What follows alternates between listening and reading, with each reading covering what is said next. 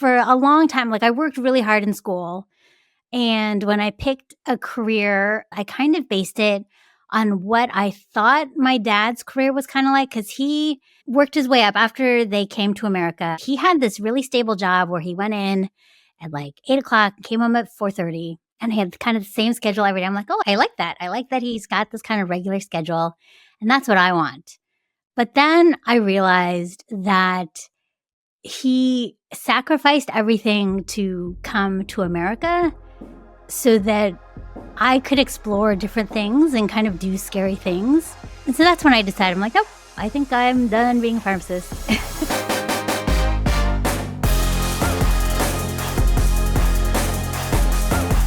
Welcome back to another episode of Good Work. My name is Barrett Brooks, and this is a podcast made up of long-form interviews with talented people who are using their careers to make the world a better place. Today on the show, my friend Michelle Tam joins me. She is the creator and co-founder of a site called nomnompaleo.com. She is the best-selling author of 3 different cookbooks from 2014, 2017, and 2022. Her husband is her co-founder. His name's Henry Fong. And they have been James Beard nominated for one of their cookbooks. They have won large number of awards across the industry for their blog, for their app, for their books. And they've been kind of a driving force in the paleo community for making it approachable, for helping people eat healthier, feel better, and use food as fuel and medicine. Michelle is a part-time resident of my city here in Portland. They also split their time down in Palo Alto. Their 2 sons, Owen and Ollie, have been a big part of their work all along the way. And they have a fascinating story of pursuing something for fun that became a business, that became a way to earn a really healthy living and to build a life together as a family. We had a great conversation about a wide variety of things as always. So please enjoy my conversation with Michelle Tam. Let's get to it.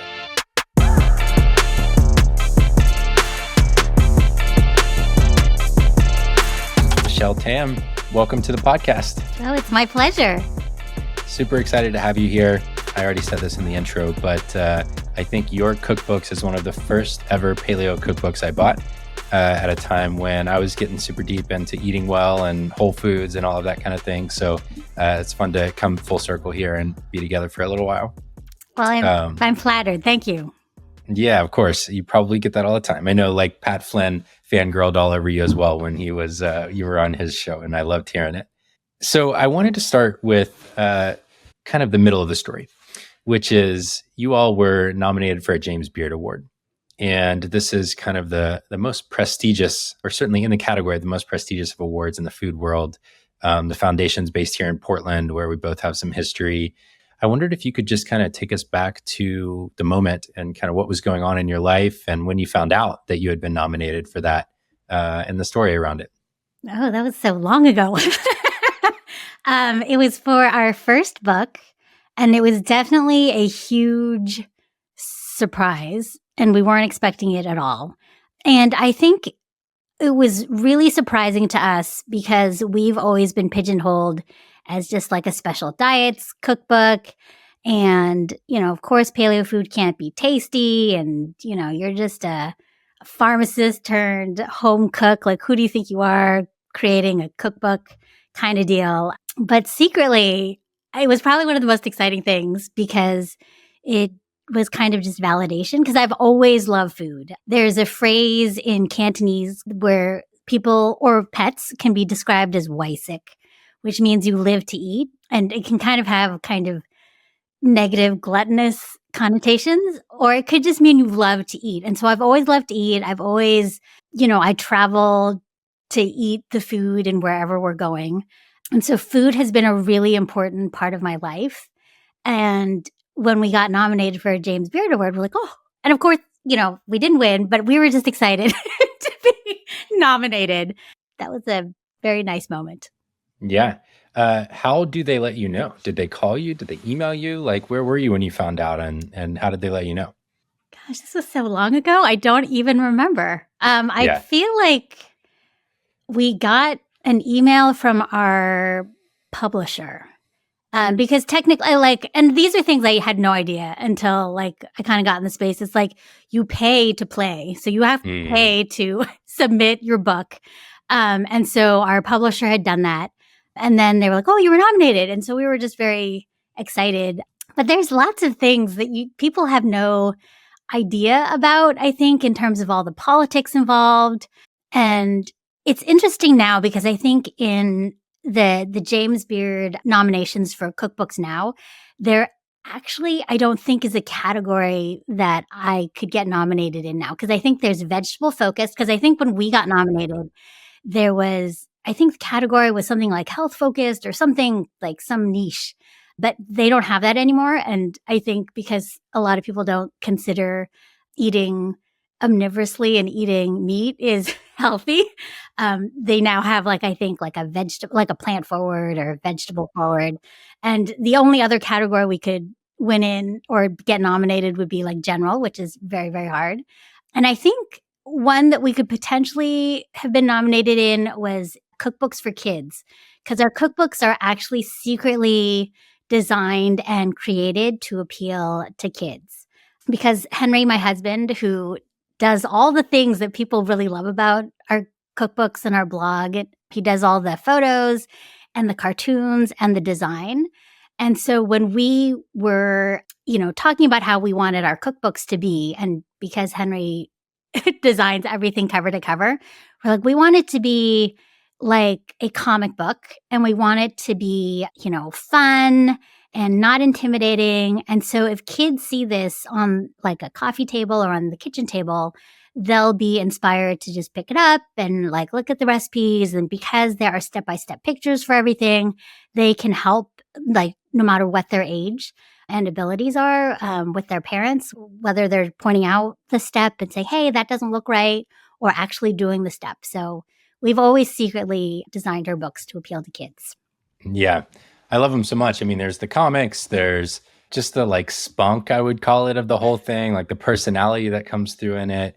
They feel fun. They feel like something that you want to engage with. It's not just do these directions in this order. There's more to it than that. And so there's like the philosophical side of eating well and all of that. There's the fun side and the personality that comes through. And then obviously it's just like delicious, fun, good food. And I love all of that. I'm excited for our kids to experience it. So it was wild because I actually only had your first cookbook. And I can hook you up with the rest. Well, don't worry. I did go and pick another one up in the full screen on the video they'll be able to see back behind me. We were up in Seattle recently, and I stopped by Elliott Bay Books, great independent bookstore up there. And they had the Let's Go one. And I opened it up and I saw your kids and I was like, what the I know. Everyone is always surprised that my kids have grown. I was like, they cannot stay. Right. I know, which is like, duh, obviously. So our kids are 4 and 2, and they're more like kind of the age of when you got started. Yeah. They're in that range. And my kids are half Asian. My wife grew up in the first part of her life in Singapore. And so like they have some resemblance as well. And so it's just, I have so many wonderful people in my life that remind me to appreciate even the hard parts now of having the little kids and appreciating the little moments and all their developmental milestones. And it was like just such this stark experience seeing little versions of Owen and Ollie, and now big, very big versions of them. They're even bigger now, than that book. I find it really beautiful the way that you've incorporated the family. Like this is a family project. It's you, it's Henry, your husband, it's the kids. And I just wonder what that experience has been like for you to share in the family all of the journey together of this business. Well, I think it's been an interesting journey to kind of go through, because I think there was no blueprint for any of this. And we never set out to kind of do any of what we have done. But our family unit is really important to us. But at the same time, we are really protective of our kids' privacy. So we would put in as much as we were able to, and as much as they wanted to be in it. So like nowadays, they don't want to be in anything, and I'm totally fine with that. And Owen is literally an adult. He's like 19. Yeah, he's going to be 19 in December. See, I don't even know how old my kids are these days. But it's been I think it's just been a really great experience for us. And especially as Henry and I are both children of Chinese immigrants, and we didn't necessarily have a really close relationship with our parents. It's something that at least I'm working on now, just, as an old person. But it was really important to us that we kind of did things together as a family. So we did a lot of, they're in the book throughout, and all the little quotes where they like cartoon Ollie or cartoon Owen say some sort of joke. It literally is something they've said, because Henry would have like a notebook where he would write down all the crazy things the kids would say. And then he's like, oh, I can put this in a comic later. And like even the podcast, when we kind of experimented with that years ago, was a lot of fun. And it was just a fun thing for us to do. And because of, Nom Nom Paleo, we've been able to travel and go to all sorts of really amazing places. But I think the kids have also had to learn how to immediately become kind of public facing, and these are just things that we never, I'm not even used to. If someone comes up to me, I'm always like, so it's all kind of been a fun family learning experience. It's all been great. I appreciate and I'm grateful for all of it. Yeah, totally. And like there can be hard parts and you can be grateful for them, and like there can be learning parts and you can be grateful for those too. And it doesn't mean in the moment it's always fun as you go.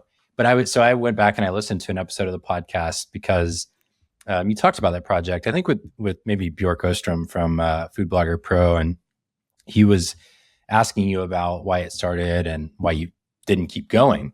And at the time it was on hiatus, and now it's been on hiatus long enough. I think we can probably call it done, maybe.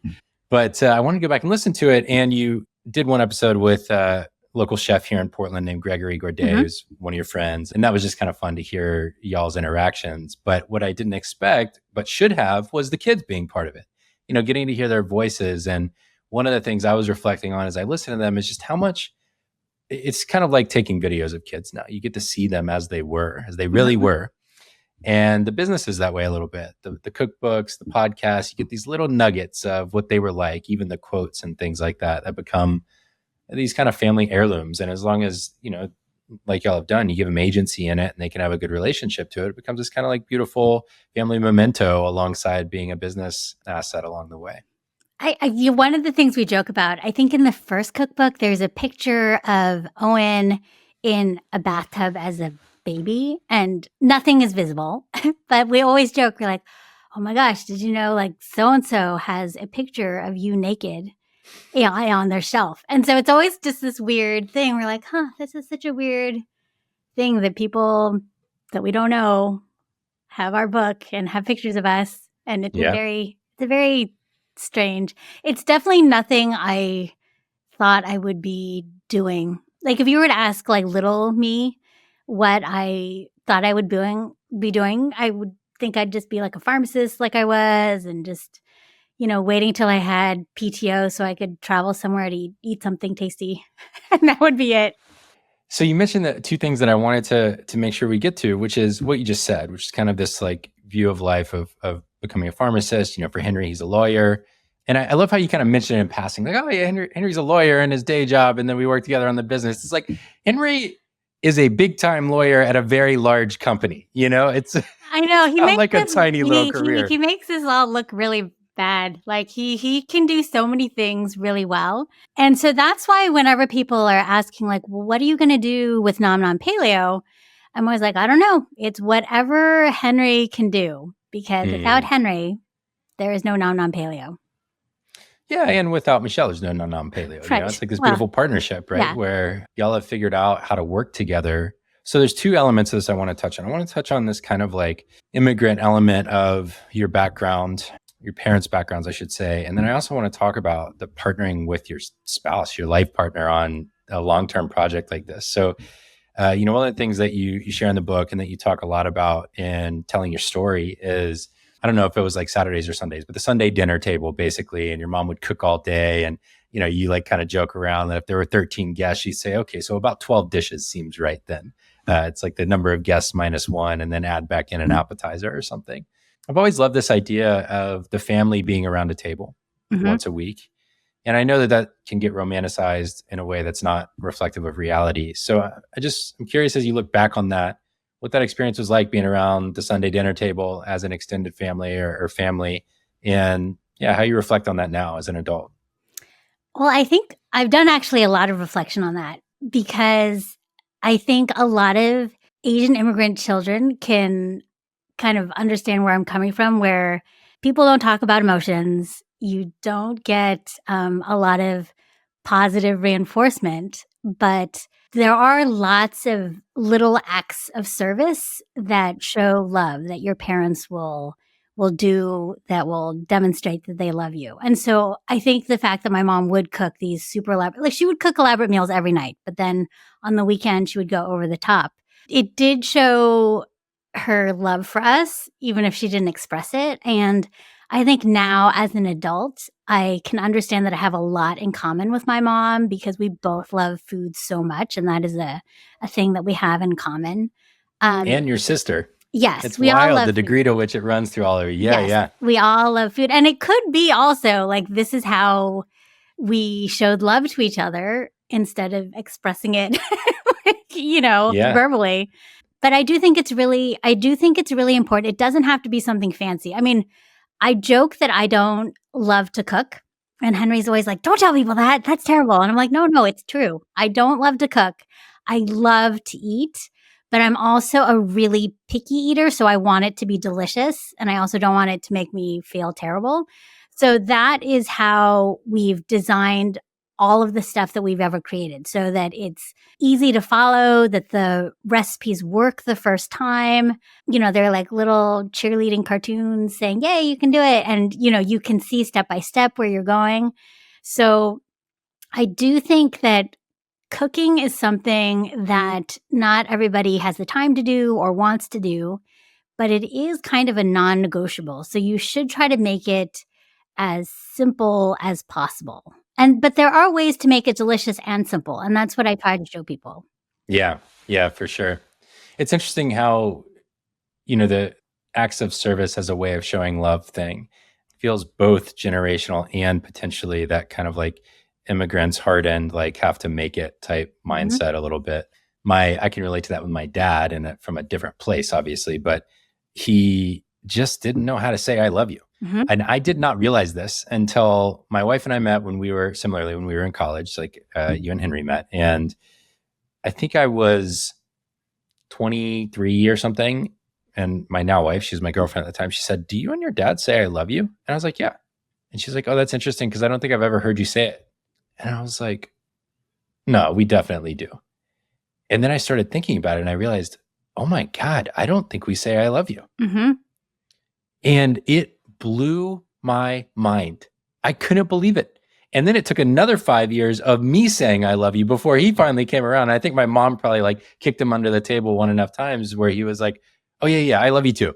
Yeah. No, and now we say it all the time, right? Yeah, that is how it is. That's how it was for us. Like I even remember the first time I said it to my mom. It was after I watched, and this will totally age me, but we were watching Family Ties. And I think the dad in the show like regretted that he didn't say I love you to his dad before his dad died or something terrible like that. And so then I think I was like, oh, I've never said I love you to my mom. And so I think I saw my mom and I just blurted out like, I love you. And then she's like, what? Like, I think it was just a very shocking thing. Yeah. But I think in college, similarly, I think I started saying it more, but it was very awkward. But what's interesting is with my kids and, with them and their grandkids, they are really effusive and they hug them and tell them they love them. And when they text, they put all these cute heart emojis. And so I do think that you can work on generational trauma. Yeah. No, I'm with you. I mean, it's real. And so much of that as an adult is the ability to see the ways in which they did say it without saying it. Mm-hmm. Like to your point, seeing the meals as an act of love, seeing my dad coaching my baseball teams or going out in the yard and playing with me as the way that he was showing it. My dad was actually the one who stayed home with us. And so he cooked our meals every night. Like that was so, there's these things where you have to read between the lines and realize it's not that they didn't love us. It's that they didn't know how to express it in that way. Yeah. And it is a very American thing to, be very effusive. Yeah, for sure. The other thing I was thinking about is, so we live multi-generationally. My in-laws live with us. Mm-hmm. My mother-in-law and father-in-law are here. And there's so many beautiful things about that. One of the things that is hilarious is my wife has learned to cook over time, but on her own, even though her mother cooks very elaborate meals as well. They're from Singapore, and it's kind of like Malaysian influence is most of the food. And my wife would always joke. She'd be like, yeah, I tried to learn from my mom. And I'd be like, Mom, how much of that did you just put in there? And she'd be like, a little bit. It wouldn't even be like a palmful. It'd just be like this much of that and some of this and some of that. And You chop up some of that and you put it in. it all depends. The humidity will make it so I'll have to use a little bit more of this. Yes, my mother is like that. And I actually think it's withholding on purpose so that she can keep making it for you and you can't make it on your own. That's interesting. I could see that for sure. And that's the role of a cookbook, right? It's like you give people the tools. My progression at least was I read cookbooks for a long time and followed them exactly. Mm-hmm. And I still go back to them when I need more inspiration, when it's like, oh, I've got the same repertoire basically for 4 weeks running. But you follow directions so you can learn principles. If you're doing it well, I think you can kind of like abstract principles out of it. And then you can kind of do a little bit of that, a little bit of that, a little bit of that type thing. But it takes time. Like you got to learn flavor profiles and what things combine and how much of something is worth it in there. And you have to gain confidence with practice. And I think that's one thing with cooking is people expect to be good right away. I was like, no, it's like any skill. You just have to keep practicing and eventually it'll be second nature. Yeah. One of the things that I love about the way that you structure your cookbooks is, and this isn't that uncommon, but I think you do it particularly well, is you give people kind of the building blocks that they need. It's like, here's what goes in your pantry. Here's what goes in your drawers. Here's how you make sure you've got something available so that on any given night, you can still make a meal, even if you didn't like shop in detail. But that doesn't translate to a novice chef being able, or a novice cook being able to like actually make a meal. And so that's where the recipes come in. So I'm curious for you, there's like this other level to it entirely, which is where you go from following recipes to understanding flavor profiles and how things come together to make a meal, to then being able to make a recipe that someone else would want to make. And I just wonder how that's progressed for you. Like what's your process for coming up with a recipe from scratch and getting it to the point where it's presentable? So for me, I think because I've eaten many, many things in my 49 years, like I know what I want to make and I know how it should taste like. And I think also because I was a pharmacist in my past life, I'm really good at kind of chemistry and making sure I follow something very carefully, just like a chemistry experiment. And so I think those two things kind of come together for me when I work on recipes. But it's hard. It's definitely hard. You have to make sure you can replicate it. And so like all my cookbooks, I had a friend who's like a professional cook, recipe test everything. And she's super detail oriented and super honest. So it would be really scary when I got her feedback, but it was also really great because she would time stuff to the minute. Like, does this really take this much time to chop? And she would follow it to a T and then see if it actually looks like what I wanted it to look like. So I think it's kind of all those things. I think it's my love of food plus also kind of having the science background that has made it easier to recipe develop and not be annoyed by the process just because I have my scale out. I'm always like measuring stuff very precisely. And it actually isn't, I think, great sometimes because most people don't have a scale. So I will give very precise measurements, but then sometimes I'm like, okay, people will just grab a carrot or grab an onion. And it won't make a big difference if they have a big onion versus a little onion. So I just have to let it go. Like you made it perfect and they might not. Is kind of where you end up there. I love, so that little detail about having your friend who's a pro tested it. Number one, it reminds me of, there's this old kind of like team building exercise that you would run at camps or maybe even in training for employees sometimes, that's like write directions about how to make a peanut butter and jelly. And the other person has to do it exactly as it's written, as if they don't know. It's like that same process, but at a much more elaborate level. This is an example of a kind of thing that I was greatly underappreciated for me until we really got to know the duo behind Minimalist Baker, who became really good friends of ours. And when we saw Dana's process for arriving at the final recipe and the number of iterations she tried and ingredient mixes and timings on things. And like, I couldn't do it. I'm not that detail oriented was what I arrived at. And I don't know that most people realize how much effort goes into a great food blog. So 2 questions on that. One is, when you're on like iteration 14 of a recipe and it's still not quite right, what do you do? How do you maintain composure in that moment when it's like, it didn't work again? You know, I think it depends. If it's something that if I try and it doesn't work, I will throw in the towel because it's not worth it to me to put up like a crappy recipe. But then there are certain recipes where I don't want to attempt because I know it'll take me many, many tries to do it. But those are the ones where Henry will be in my corner like, come on, you can do it. I know you can do it. And an example of that are like the paleo pot stickers, which I did not want to even attempt because I was like, what? This is impossible. And I'm going to be super annoyed. And he's like, no, you can do it. And so it kind of depends. I think you have to kind of know when to throw in the towel. And then sometimes you just power through it. And then, but that's the thing. Like when people ask my kids, like, what's your favorite recipe of your mom's? They'll be like, I don't know because it changes. Like every time I'm working on a new recipe, like they'll have tried it so many times and then they're sick of it and they literally will not have it again because I'm moving on to kind of the next thing. So it's one of the jokes in one of the comics in the books is like, why do you make us taste all the bad versions of the thing before it's actually any good? And then Henry's character is like, it's a zero food waste program or something. It is a zero. And that is also, being children of immigrants. I'm like, no, we have to eat it all. Even if it's disgusting, we cannot waste this food. Yeah. No, I hear that. So how do you know when it's done? Like when is a recipe done for you? Because it feels like my equivalent would be writing, less so with the podcast because I don't get to have you for an infinite amount of time, right? But with writing, it's like I could keep working on it forever. So how do you know when it's done? It depends, right? If it's a book, there are deadlines. And so you have to be as done as you're going to be. But then other ones, I'm like, this tastes pretty good. I think I trust my palate and I also like test it on like my family and stuff. And I think if we all think it tastes great, then it is. But if I don't think it tastes great, it won't pass muster. Like I won't put it on. That palate, that trusty palate, shaped on the streets of San Francisco. That's right. And Portland. I love it.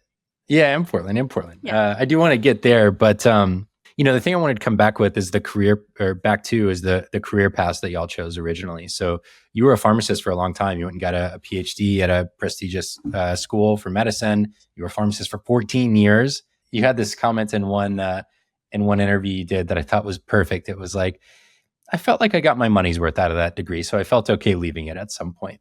Yeah, I do. And I thought that was I still have my license. It's an inactive license, so if I wanted to, I could take some CEs. But I actually think when it comes up again for renewal, I think this year or next year, I'm not going to pay them. Oh, I know.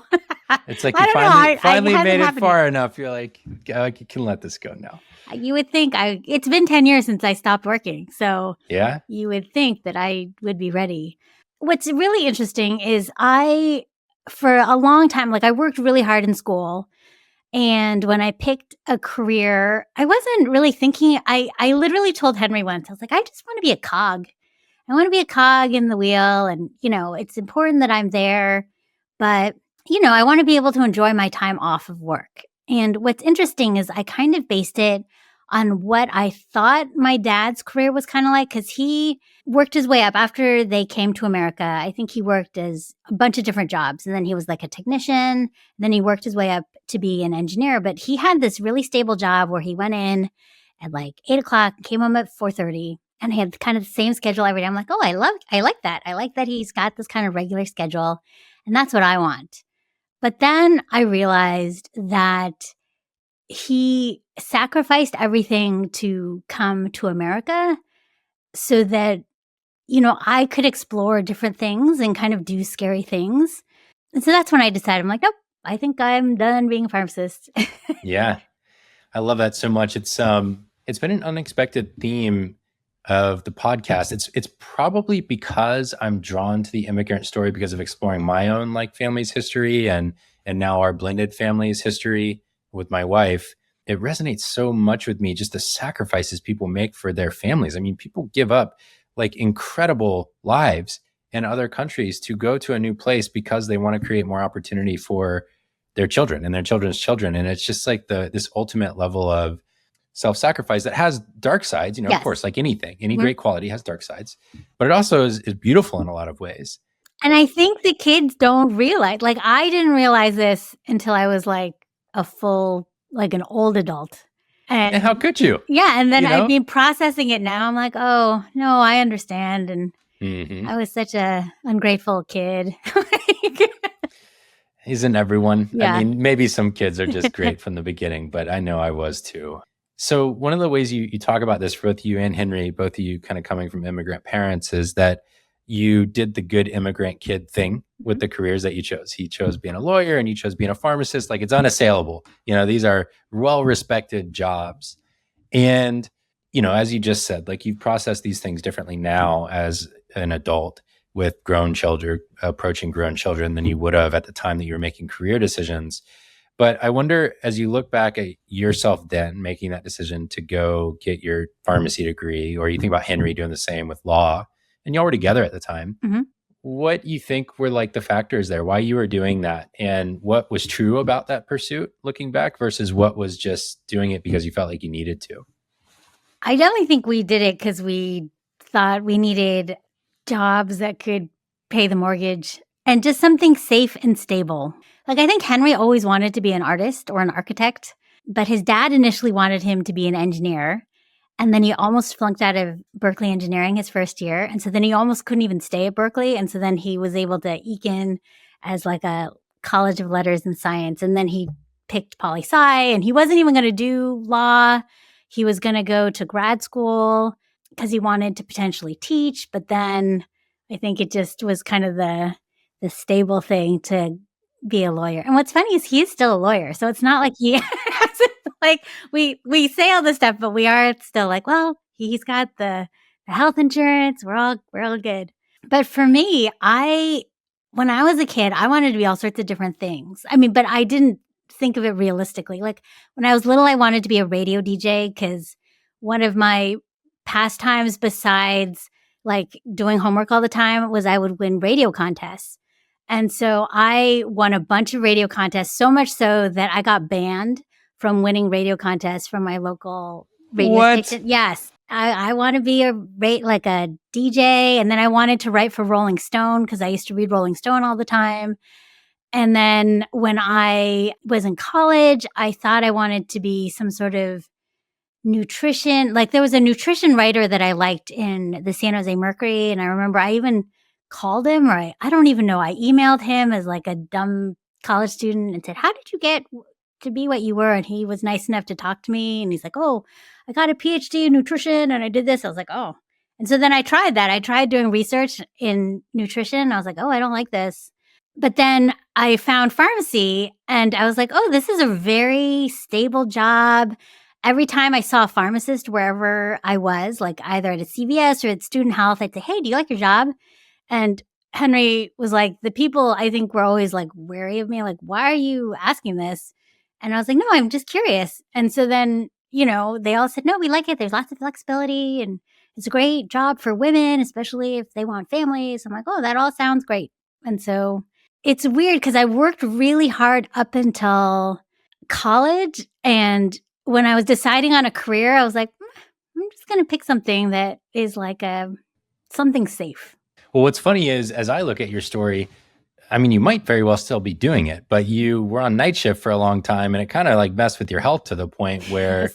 You needed some solutions. But I only did night shift so that I would know my schedule so I could make dinner reservations. Like, literally, right, so people think I'm joking, but I was like, no, I liked having 7 on, 7 off and knowing my schedule. Yeah. As you put it, years in advance, so you could make popular dining destination reservations well in advance. And that kind of made you stumble into the whole paleo thing because Henry found it originally, and y'all did the P90X thing, which I just think is hilarious little nugget in the story along the way. You did P90X. I did Chalene Extreme. I was not Tony Horton material. Yeah. And then y'all found your way to paleo. But one of the things that's interesting just about your whole story is, sure, you did the traditional thing, like you had the safety and the stability of all of that. But underneath all of this has always been what I perceive as this very authentic kind of quirkiness and like curiosity that you've had. I mean, even winning DJ or radio competitions at whatever age you were, like, what a fun little detail. And you were telling the story, I don't remember on which podcast it was, but about watching a recent Ali Wong special at the time, and how you were sitting there listening to her and you were like, damn, she's saying all the things I think, but that don't feel like you're supposed to say them or do them or whatever. Yeah. And, so I wrote down some characteristics that I associate with you after having prepped for this thing. Okay. So messy, you're a mess in the kitchen afterwards. And Henry's kind of like, oh God, got to tie you back up. You naturally want to cuss probably more often than you do. And you said like early on the blog, it was just like F this, F that, and whatever, because you didn't think anyone was reading. Yeah, I'm holding back in this interview. I love it. It's great. You don't have to hold back for my sake. This like quirky, authentic interest thing that go in many different directions that you just kind of pursue, food being the biggest one, obviously like massive foodie. You literally will go all over the world to find food and ignore everything else in a given place because it's irrelevant in comparison to food. And then I sense this kind of like playfulness, this like underlying playfulness that, and maybe you don't associate that with it, but just the way that you're able to embrace these aspects of yourself in the work and let it be fun and not just like this very serious must make a recipe today type thing. I'm wondering, do those qualities resonate with you? And do they feel like those are yours? That sounds very accurate, and especially the messy part. I think if Henry hears this, he'll be like, right on. Maybe Michelle will finally. He even said, if there was one thing I could change about you, is that you would be a little less messy. I'm like, that'll never change. I'm really sorry that this is what you got. Yep. My wife would change the number of pots and pans I use to cook every night for sure. Unless I was willing to also do the dishes every time I cooked, which would probably also solve it. So you and Henry, you've been together a long time. You met, I think, freshman year of college. Yeah. And that's a long time now. So over 30 years. It's very congratulations. Long. Yeah. That's a big deal. It's not easy to stay in partnership with someone. And, as you put it in one interview that I agree with, because my wife and I met early as well, you kind of have like two choices. You can grow together because you're growing up together, literally, or you can grow apart. And it's probably about 50-50 in terms of how that works out. And I'm just curious what you and y'all have learned about growing together, having been together for so long, and what that's looked like over time for you. Well, I think what is really great is we both care about different things very passionately. And we understand that what Henry really cares about is really important to him. But to me, it really is of no moment. So I'll just let him decide those things. And it's not worth fighting over. And like for me, same thing. So like in terms of like working together on Nom Nom Paleo, he knows that I care a lot about how something tastes and the recipe. And he cares a lot about how something looks. So if it was up to me, all I'd make would be these ugly brown stews that taste amazing, but they're really ugly. Whereas he doesn't even care if the recipe is terrible.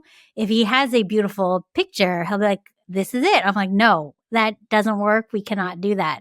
But what's good is I think that we don't kind of step in each other's sandbox. Like we just kind of let each other take charge of what we find important. I think it is true. Like, I think I'm pretty relaxed about most things. And like my kids know that if I get mad, I will like go, and then I might go to the bathroom and shut the door for a few minutes. But when I come out, I'm totally fine.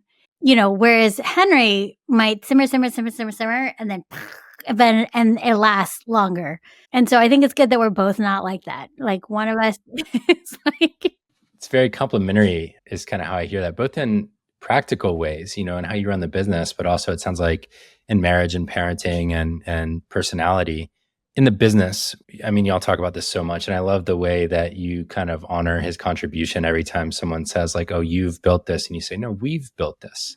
And it really does seem like it's been this beautiful kind of partnership that has required both of you fully to come to life in the way that it has. There's so many stories where you say, yeah, I kind of considered a thing, even starting the blog. You said, I think I might want to start a food blog. And Henry goes, what would you call it? And you say, Nom Nom Paleo. And 6 hours later, he's like, hey, I made you that blog at nomnompaleo.com. You should just do it. Don't worry about the details. And there's so many of those little moments along the way where you kind of pop up with this idea and then you're like, I don't know, why would I do that? Or come up with some reason why it's stupid or whatever. And then he's like, no, you should definitely do that. You know, the pot stickers is another one that you shared a minute ago. And then you have this canny ability to execute once you're committed, it seems like. It's like once you decide, oh, it's as good as done. I'm sure it doesn't feel that way to you. But in terms of all the things you've made, I mean, that's what it looks like. I think I do. I come up with ideas, but then I am hesitant to kind of do it. But Henry's very alpha and very confident in all his decisions. And whereas I'm not, whereas I'm like, I don't know. And then he'll be like, no, you should do it. But once someone tells me to do it because I'm a rule follower, I'm like, okay, I will do it. And so that I think is also how we work well together. Yeah, like, I don't know. It's like, yes, you should. And you can. And I'm like, okay. And then I do. So that's how it works. Yeah. No, I love it. So y'all have done 3 cookbooks now, and they were each about 3 or 4 years apart. I think it was like 2014, 2017, 2022, something like that, or 2021. And they are massive. I mean, any book's a massive project. I've been involved in a few, and they're big deals. The thing that people probably don't realize about cookbooks is the level of design and photography and like all of the non-word elements is so much bigger than your average book. Because your average book, you know, you pull it off the shelf, it's just words on pages. Not to diminish it at all. Like it's still an incredible work, but there's just a different level of complexity to cookbooks. And when you all set out to do the first one, you had gotten some outreach from publishers and decided we're going to do this on our own because we just think we'll get more out of it. We can make better money from it. We'll be in control. And you had your eventual publisher ask you out to lunch, and Henry's like, don't you agree to this now? We'll take this meeting, but don't you agree to do this with them? It's like the timeshare that we caved. Yeah, right. Caved. You sit down, it's like, well, yeah, we'll do it. Why not? But y'all still got to be the whole force behind it, the creative force behind it. They really brought your vision to life and let you kind of take control. You joke that it takes years between because it's such a big effort.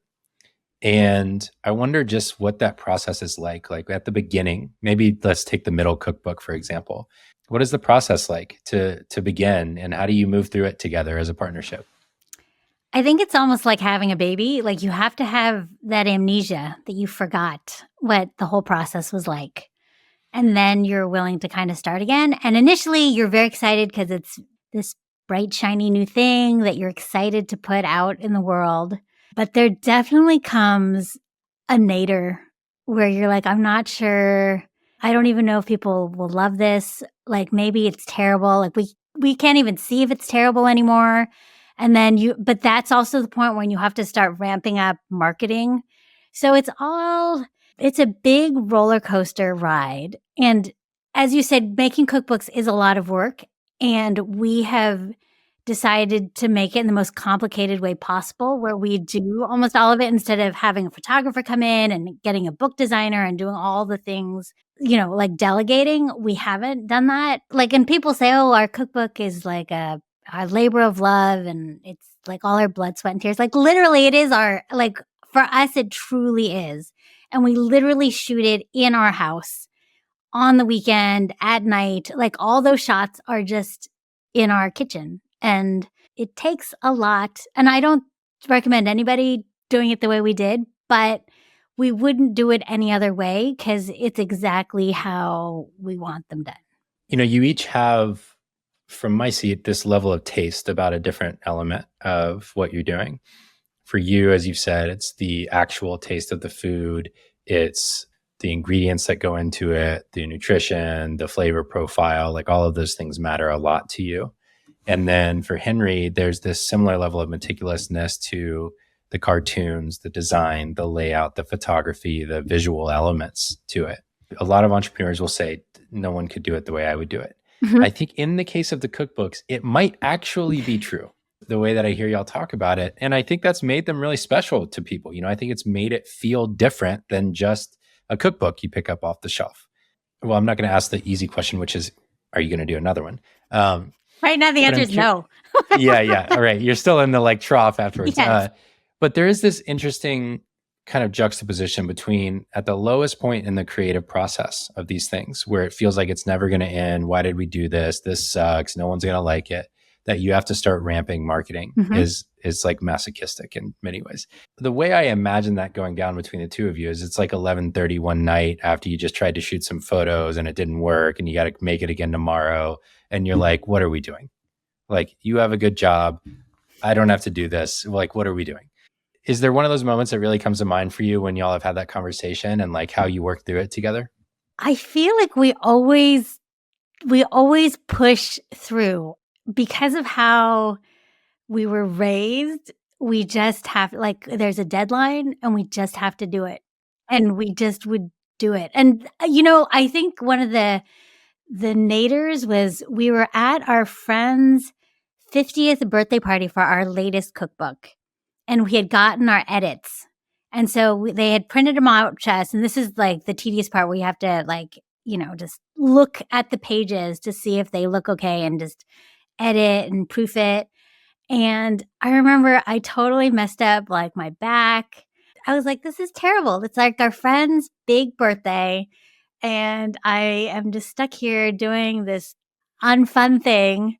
And everyone else is having a good time. And I think that was probably the point where I was like, oh, I'm not happy about this. But that's, we still did it. But that was definitely not my favorite moment. Yeah, one of the things I've noticed in my marriage and even in business partnerships at times is there's like this almost magnetic force to energy where it's not just what is your energy, it's also what's your partner's energy. And there's something about it where the lines just go opposite. And by nature, it's like very, in good partnerships, I think it's very rare for both people to be low at the same time. And so what I've noticed is at my low moments, my wife will often play the opposite role of like, no, we're fine. We got this. Everything's going to be good, whatever the situation is. And then, she'll hit a low moment. And I'm like, oh, what are you talking about? Like, we've already won. We have everything we need. We're never going to be worse than we are right now, And there's some beautiful quality to that like it allows you to have that low moment and move through it without kind of wallowing in it and just getting stuck there. Yeah, That seems like y'all have a similar dynamic. I think I heard Brene Brown kind of talking about something where she was talking about her and her husband, and they'll check in with each other to see like what percentage they have to give. And once they hear it, they're like, oh, if you're only at 20%, I will make sure that I kind of make up for it. But I think if you've been with someone for a long time, you can kind of sense where they are and you kind of know, oh, he's having like a tough time right now. And I will just make sure that he doesn't have to worry about this part and vice versa. Yeah, my wife would be like, okay, he's hungry. Kids, let's go over here until he can get some food. And then we'll come back. We'll reconvene in a moment. Yeah, I love that. All right, let me look at my notes here because that's kind of the end of the line of questioning I had about the partnership that is really just fascinating to me and beautiful in many ways. Like not a lot of people can be both partners in life and partners in a business and creative venture in the way that y'all have done it. It's one of the special qualities I think about y'all's story. So y'all had this moment in time where we referenced it earlier, but you had been in pharmaceuticals for a while at a hospital and you were working night shift and you were 7 days on, 7 days off. And so you kind of had this, as many of our nurse friends do, you have this like weird twilight period between like you were just on the opposite schedule of what your body wants to do. And now you have to switch and live a normal life for 7 days. And that wreaked havoc on your body. And so I wonder if you just take us back there and kind of like what you were searching for when you found food as a potential way to like solve for some of this. Well, I think being in perpetual jet lag is terrible. And I think when you're young, because I was doing it when I was in my late 20s. And at the time I was like, oh, I'm fine. But then I was one of the rare, I think, night pharmacists that had like 2 kids while I was working at the hospital on night shift. and people historically were like, oh, the night shift pharmacist is normally kind of wacky. And I'm like, "Oh, okay, that's great." But I remember I wasn't feeling great, but I didn't realize I didn't feel great because that's just how I felt all the time. And when I started eating paleo, and I think what it really was for me is I think I'm celiac, and so when I cut out gluten, it made such a huge difference in my life, and when I started cooking my own meals and eating, whole foods and all that stuff, I just felt so much better, and the difference was so stark because I was working nights that I may not have noticed the difference as much if I wasn't in a situation that the WHO considers a carcinogen. Which like, the whole thing about night shift, I would not change, like, I wouldn't change anything because I am where I am, but it has definitely affected my memory, because I think my sleep wasn't great and, like, you need, like, the right type of sleep to consolidate certain memories. So my kids will ask me, "Hey, remember when we did this?" I'm like, "No, I don't remember." And it's terrible. But there are lots of things about working nights where I was just like, but it also allowed me the time to kind of discover, paleo. And then I had the time to work on, Nom Nom Paleo, the blog, and all the other things. But it got to be too much work eventually. And I was like, okay, I'm going to have to pick one. Yeah, no kidding. I mean, you were pretty far along by the time that you left the pharmacy thing into Nom Nom Paleo. So there was some serious overlap there. Yeah, 4 years. And I think the final, like, the straw that broke the camel's back was our app was nominated for a Webby, and I was like, "Oh, I really wanna go to the Webbies," because when would I ever go to the Webbies? Except they couldn't find someone to cover my night shift. And I was like, "What? If I'm gonna miss this because I have to work this night shift, I'm gonna be so mad." And eventually they did find someone, but then I was like, "I'm still quitting."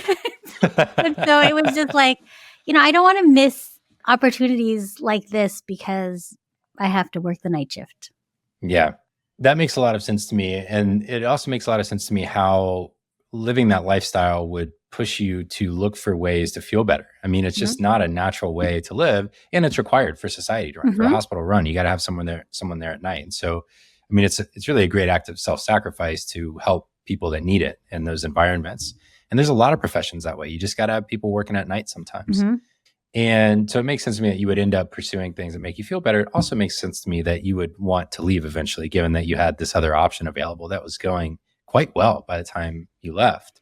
But one of the kind of themes that is interesting to me for this show that I really want to, you're kind of like my first example of pursuing it, is food and food systems as these really important elements of society that are kind of easy to be invisible in a way. Like, we do it every day. It's the most invisible thing we encounter every day, I Mhm. think, or one of them.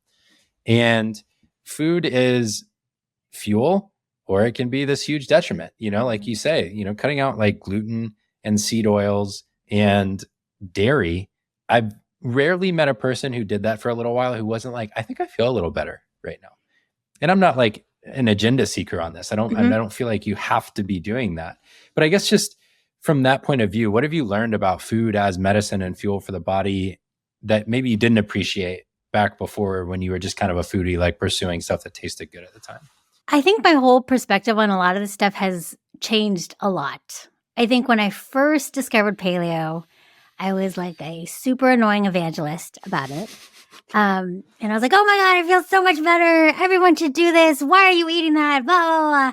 And my sister literally stopped me one day and was like, "Michelle, you are being super annoying. Please stop talking about this."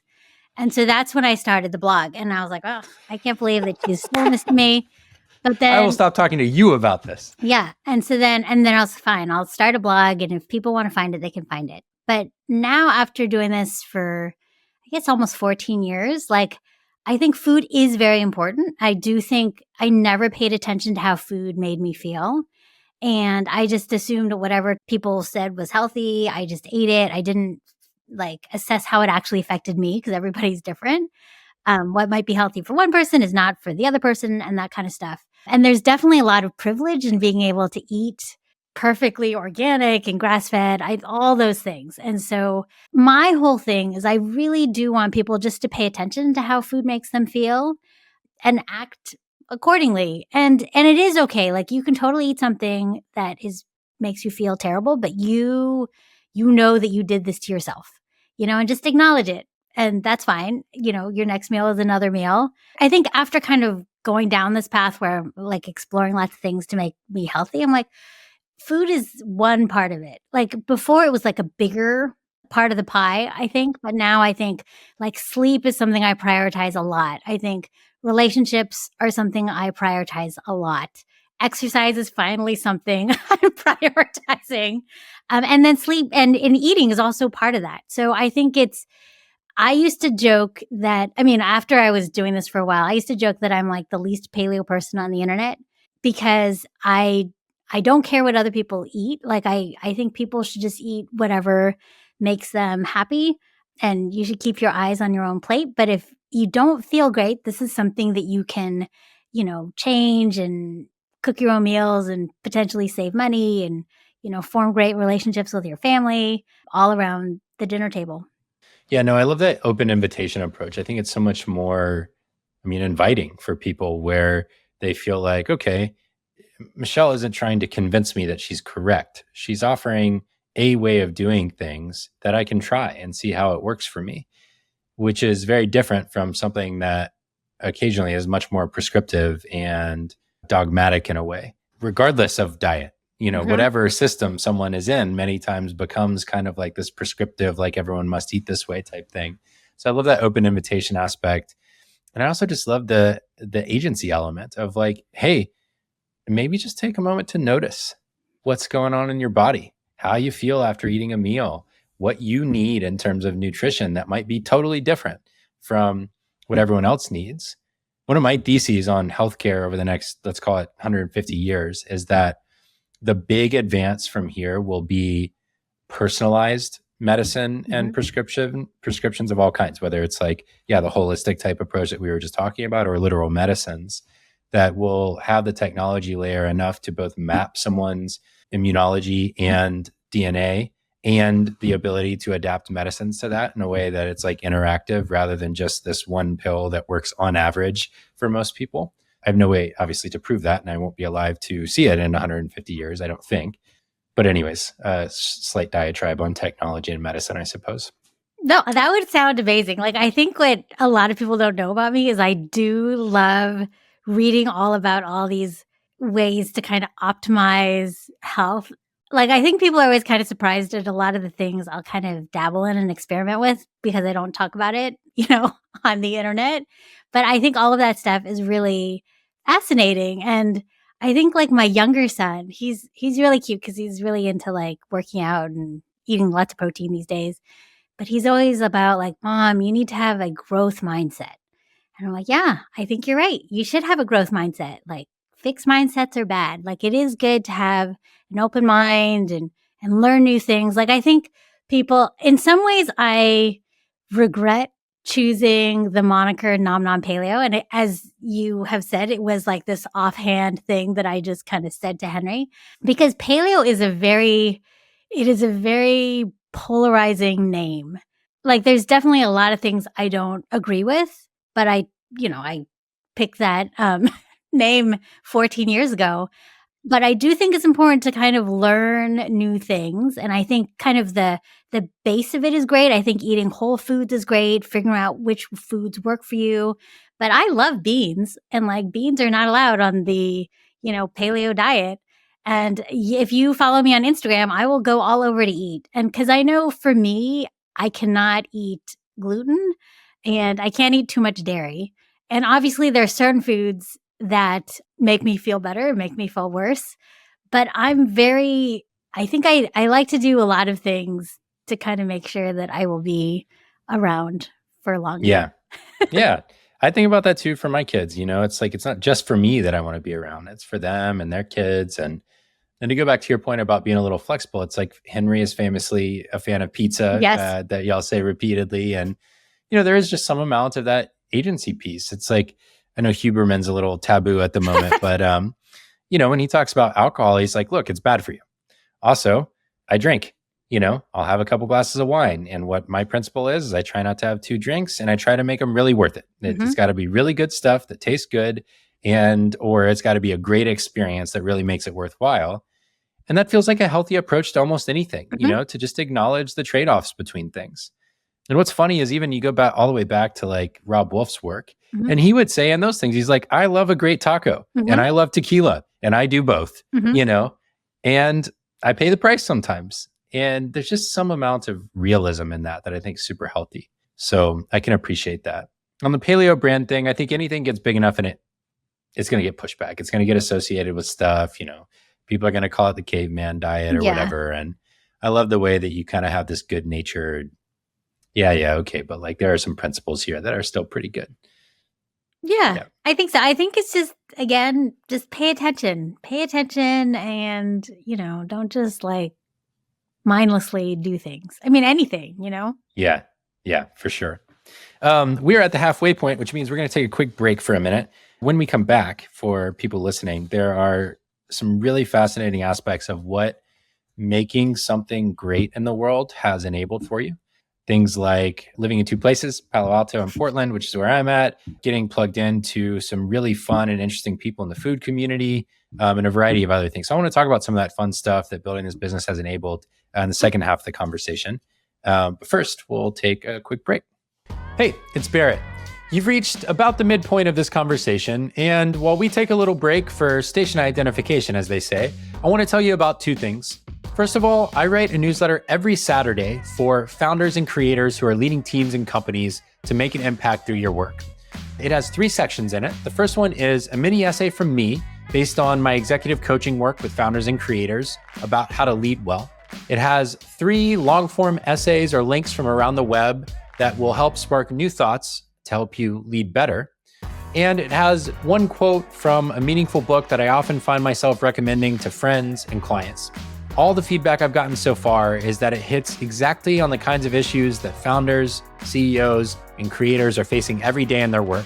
So if that sounds appealing to you, make sure to go to my website at barrettbrooks.com and you can subscribe right at the top of the homepage. That's BARRETTBROOKS.com.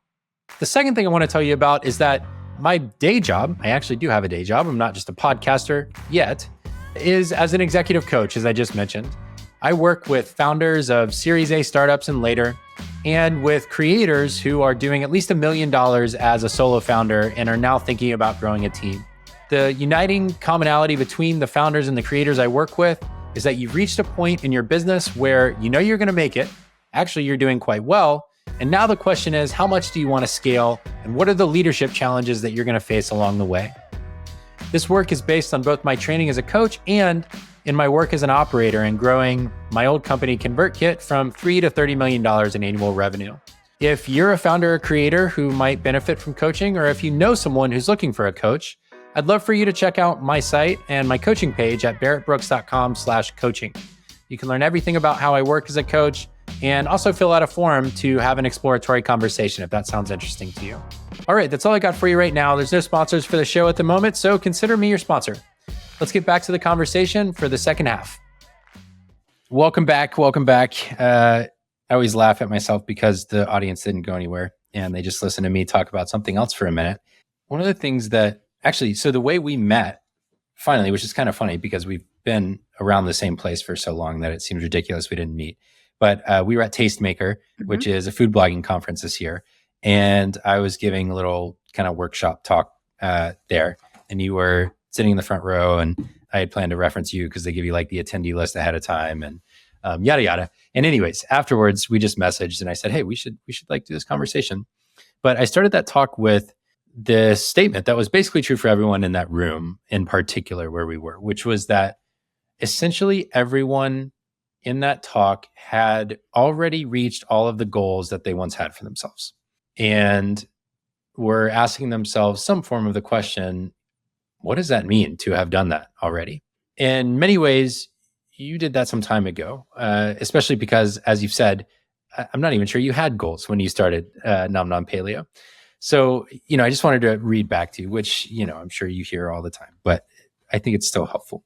Number one, are there thousands of recipes at this point, or is it in the hundreds? I think hundreds. It's Thousands is a definitely lot. hundreds and hundreds. Yeah. You have had an award-winning app.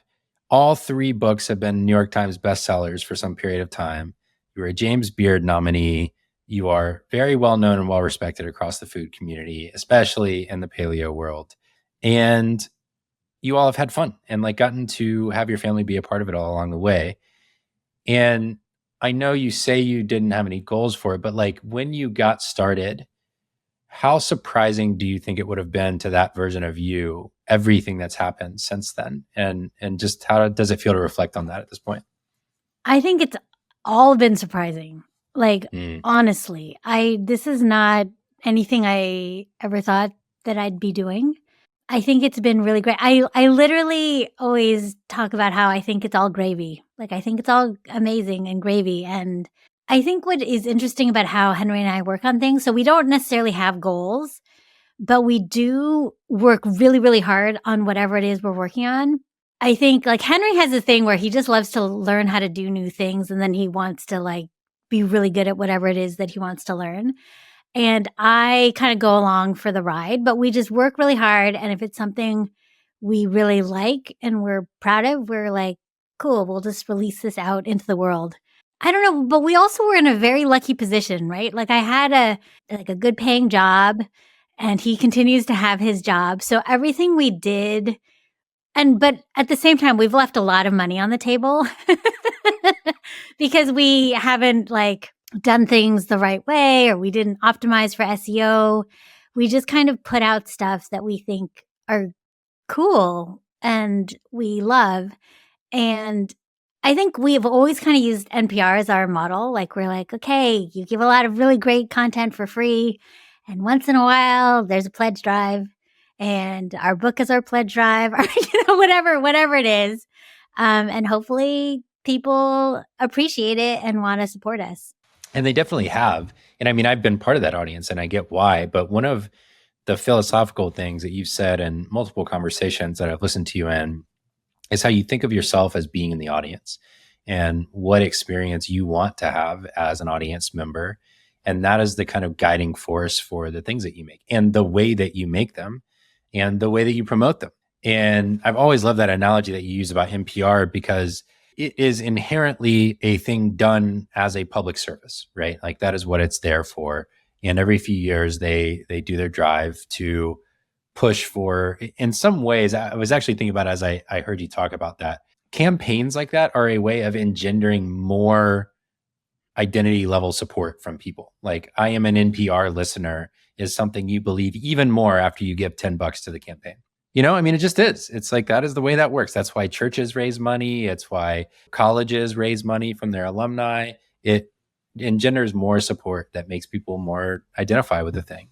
But I guess what shaped your view on always making sure that you're keying in to what you would want as an audience member? Because a lot of people don't act that way. They make blogs, they make books, they make things that like they wouldn't consume. And so it's unique in some ways in that way. I wonder though if it's just I'm so selfish. I'm like, no, this is how I would want it. And this is why, like, I think this looks good, or this is something I want to make, and this is what I want to eat. Maybe it's also that just the personality type that I am, I want people to feel comfortable and welcome. And so I don't know. I don't know. That's a good question, but I don't really know. One of the things that just struck me as you were saying that is that often people that are very good at something don't understand what makes them good at it. And this Ira Glass quote came to mind on taste for stability, and how for so many creative people, there's this period of time where you go through life or your creative efforts and you have good taste and low ability, and it's extremely painful because you can't deliver on what you know would be good if you could deliver on it. There's some people who don't even have taste, and so that's a separate problem entirely. But the thing that was striking me with regard to that quote in you is, I mean, I think that you have good taste, and that's a major fuel for what you do is like from whatever combination of reasons, all of the foodie experiences you've had, food blogs you read for a long time, you know, paleo being good for you for a period of time in terms of health and all of that. It's just like these things added up to, you know, what good looks like. and you don't really want to make something less than that. Does that resonate with you, or does that just feel like me projecting onto you? No, that sounds about right. I think I just have like certain standards for things that, I want things to be a certain way.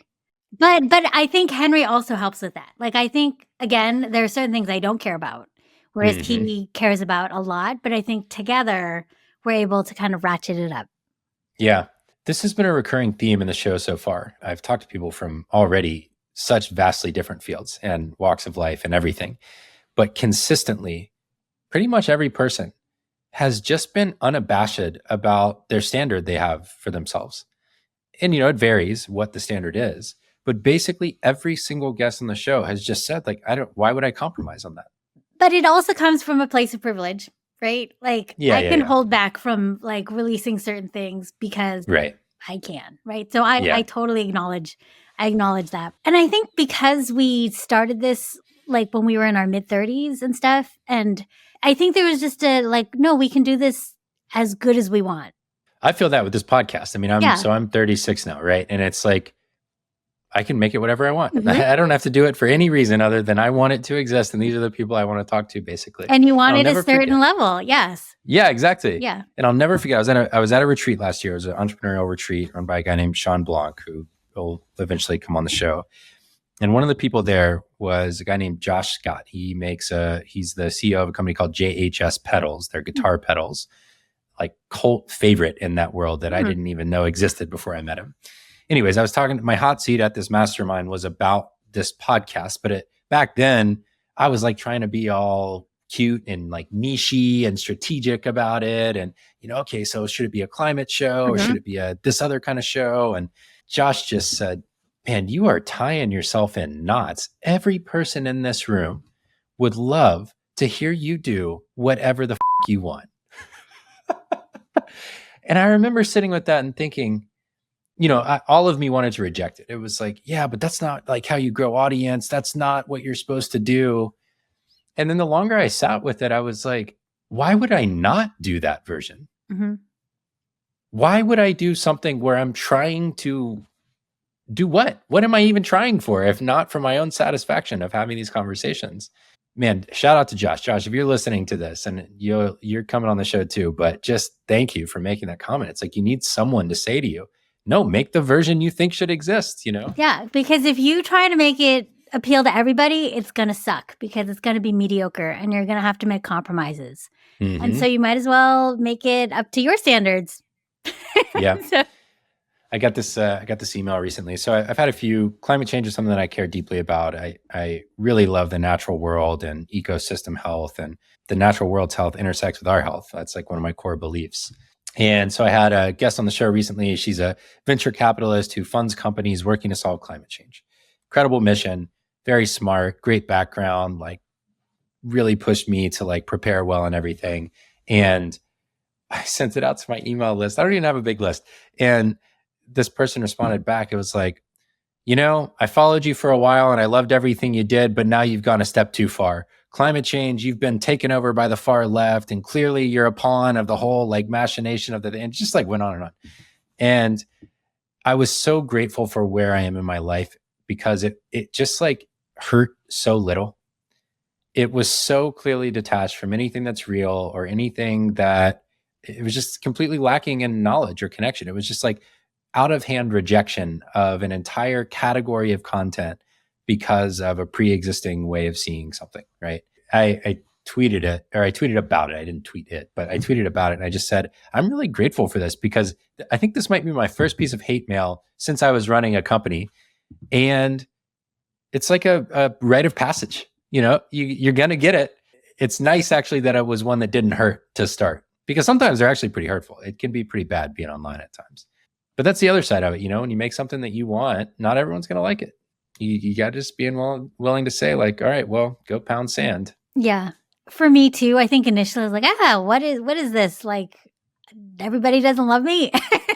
Yeah. But then I actually do think though that there is something to be learned even from the trolls, right? Yeah. And so I don't think that I don't reject it outright, like, cause I'm like, I'm being defensive. Maybe there is something to whatever is being said. But then when I look at it again, I'm like, nah, this is garbage. Like, Sometimes though, people are very thoughtful. Like Mhm. the other day, I got a response to my newsletter and it was something like, hey, in this summary of this link that you sent that you want us to read, you said the title was trite. And I got so distracted by you criticizing the title that I like had to go back and read the title again. And then I was like not enjoying myself. And it's like, if you're sending us the link, you've already built the trust. We'll click the link. You don't have to apologize for it. yeah. And I was like, wow, that's really thoughtful. Like actually thank you for that one. I won't apologize for the things I send you, even if they sound lame on the surface or whatever. Yeah. So to your point, sometimes people are actually just trying to help, and it's not just a reactive, like mean type thing. So anyways, random topic on haters on the internet. I am really curious what one of the examples of the types of things that you've turned down that could have driven, income or revenue for the business, but that just didn't align to what you all were trying to get done or how you see what the standard is for the business. Oh, I feel like I reject almost everything, but it's also because I am pretty lazy about kind of looking at my inbox.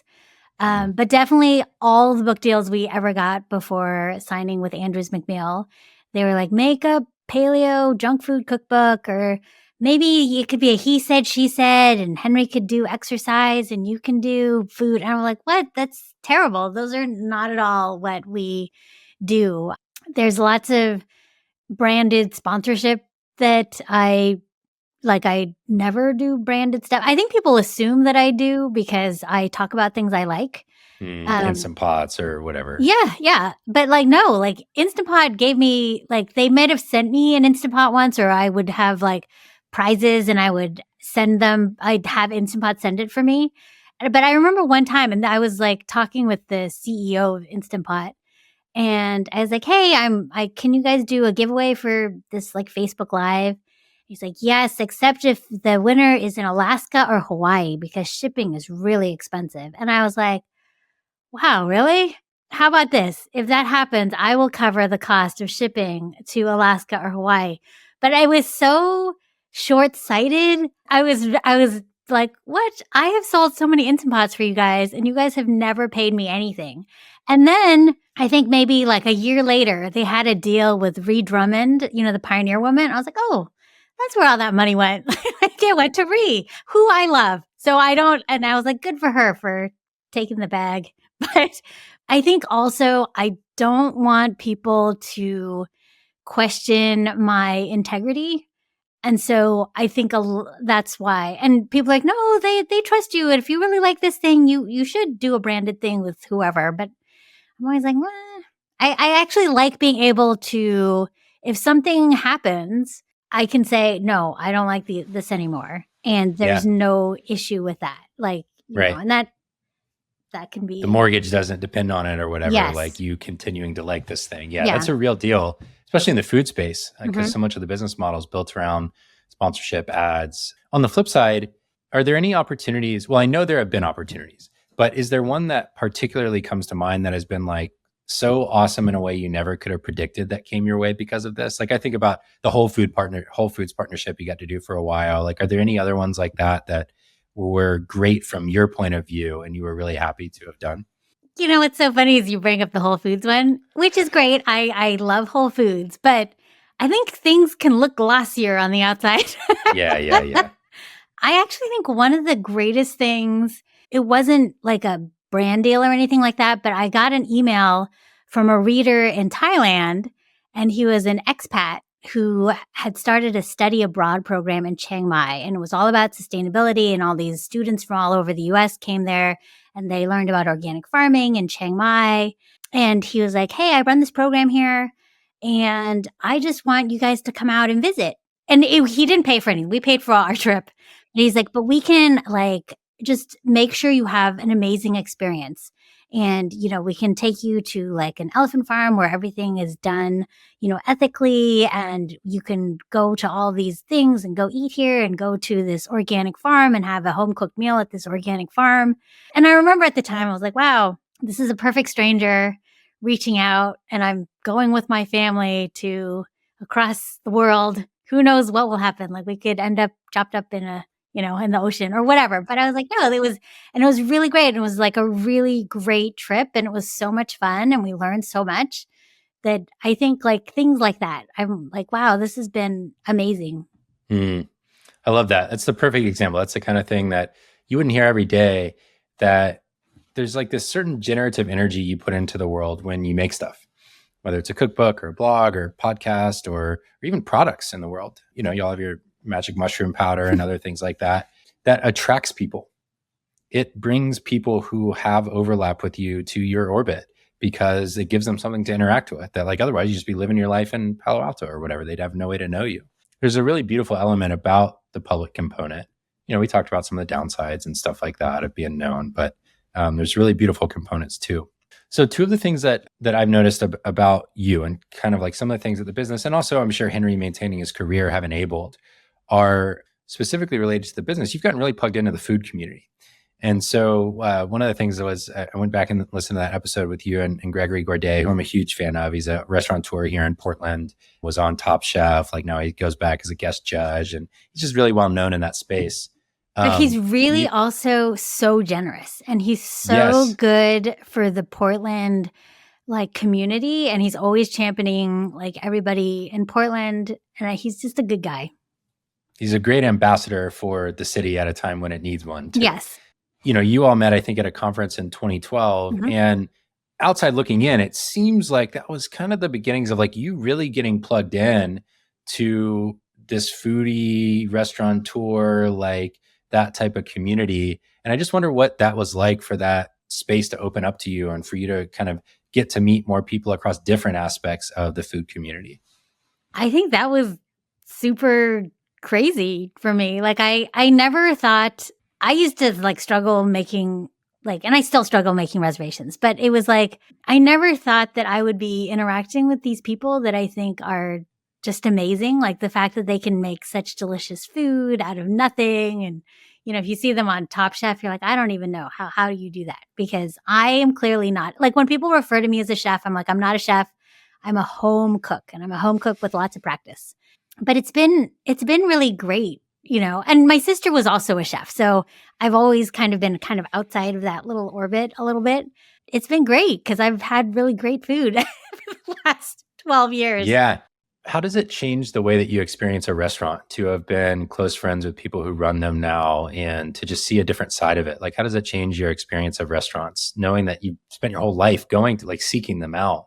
It has to change the way you view the experience. I appreciate it a lot more. Like I am never going to be someone that, I almost to my detriment, I think I don't complain about things if they don't go right. Unless something's really, really terrible. Like I did write a letter recently, but I didn't like tell anyone else. But I was just like, this experience could have been improved and you guys should work on this because I want them to succeed. And especially in Portland, I feel like the restaurant scene has been really hit hard. Yes. And it's really tough to run a food business. And I think that I will do whatever I can to support them. And that's why I'm always going out to eat. Oh, gosh. So I have a couple people, only a couple now, who I've known for a long time who have kind of like become legit famous. It is a fascinating experience to be alongside someone and actually be friends along the way. And I would say in the time that you've known Gregory as an example, he has become much more famous. Yes. Much more famous. And I wonder just what that's like from your seat. You're no slouch yourself. Like there's a lot of people who know who Michelle Tam is as well. So, there's some congruence to that as well, where there can become this weird distance at times when someone really follows this wave of popularity or fame. And so there is some amount of like you being able to stand on your own 2 feet that I think serves the relationship in some cases. But I guess just what's that friendship been like as he's gotten more famous, and what advice would you have for someone in more like our shoes where we're doing our own thing, but we end up with a friend that's like got the best-selling book of all time or something like that? I'm just genuinely really happy for him. I think that he's done so much and I feel like he deserves everything that is happening right now. But I also see how incredibly busy he is. And it always worries me. I'm the one that's always texting. Like if I get a text from him at like 3 a.m, I'm like, dude, why aren't you sleeping? What does your aura say? You need to be in my circle so we can check in on each other. And he's been through many, many things. You know what I mean? And we're not young. If anything, I'm just worried about him because we're both middle-aged. And I'm like, how do you run a restaurant and then go do all these things? Because I am exhausted and I'm older than you by a year. You know what I mean? Like there's just, I think you can only just try to be supportive and do what you can. But I genuinely am just so excited for him. And I think he deserves everything that's coming his way. But I do think he needs to sleep more. Just in case he's listening. Yeah, no. It's a beautiful thing to be able to feel true pride in and happiness for someone in that situation. I'm curious, not directly related to that relationship, because it's just an example of the kinds of friendships that you develop doing things in the world. How about the reverse? Like, what is it that you look for from friendships over long periods of time as you continue to follow your path? And, you've done plenty of awesome things yourself. There can be a shallowness to some relationships, I guess, as those kinds of things happen. So what do you look for in quality friendships? I think I have a group of friends that I've been friends with for a long time. I mean, I think they're all proud of what I've done, but they also are not gassing me up for no reason. Do you know what I mean? Like they will knock me down a few pegs. And I have friends who are totally not on social media, who have no idea what's kind of happening. But I think they really do keep me grounded because ultimately, I mean, I used to joke that like, the Instagram followers or even people reading my stuff, like I never really thought of them as real people per se. Like they're just kind of numbers. And the people that really matter to me are just the people in my life. And I don't need a ton of friends. I think like in Freaks and Geeks, one of the main characters, like, I have like 2 friends. Like how many friends does a guy need anyway? And I'm like, yeah, that sounds about right. Like There was a tweet a while back that went kind of viral that was something like, basically, I think it was referencing men in particular, but it was like men will do literally anything to justify themselves when all they really need is like 5 close friends or something like that. Yeah. Something to that effect. And, it was a little bit mean-spirited, but it was like, it had this nugget of truth in it. That is, there is something beautiful about just having a few, 2, 3, 5 really close friends who know you. And like, they don't care if you're hitting the stratosphere. They don't care if you're down in the dumps. Like they love you the same either way. They keep you grounded. They remind you what's real. They'll sit around the table and have dinner with you. There's something beautiful to that. For me, it's really about the consistency. It's like, can we do the journey together? Can you be alongside me for all versions of it? Okay, so you guys live in 2 cities. Yes. And it wasn't always the plan. The plan was we actually were going to move to Portland.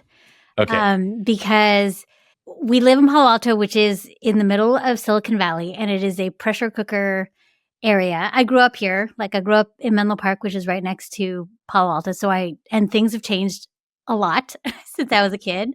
And the public school that my kids were going to, in fact, both public schools in Palo Alto are kind of infamous because they had a spate of suicides. And like so much so that, the CDC came and studied it. My husband and I were like, we don't want to raise you in this kind of environment. I was listening to one of your other podcasts and how you were saying that, sometimes people swing hard the other way. And I definitely feel like Henry and I have swung really hard in the other direction in trying not to be tiger parents.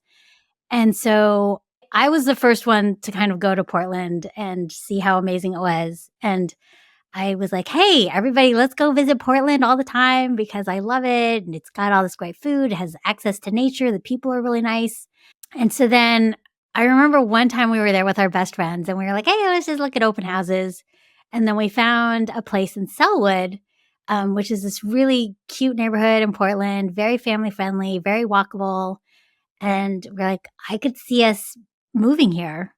And kids, do you want to move here? Because, this would be a great place to grow up. And they were like, I don't know. And so then we're like, well, I love it here. So let's just buy a place here because ultimately I would want to move here. And so then, we just kind of went back and forth and then pandemic happened. And so there was just all these things. And then with our aging parents, we couldn't really totally leave. And then our kids were having a really great time at school in California. So it's been this kind of complicated thing where we kind of go back and forth. But ultimately, when our youngest is away at college, that's where we'll be mostly. But we will be most back and of the forth. time. Yeah. Yeah. So you've kind of described it to me as like a 65-35, 70-30 kind of split between Palo Alto and Portland. And I'm personally curious in this, number one, because I think that sometimes we don't talk about these things in public because it's like, oh yeah, I have 2 houses in 2 cities. Like everyone's going to hate terrible me or something like that. Right. But also it's like, it's an awesome benefit of doing something that works out and building a career and working really hard and earning money and all of the factors of privilege and opportunity and luck and everything else. Okay.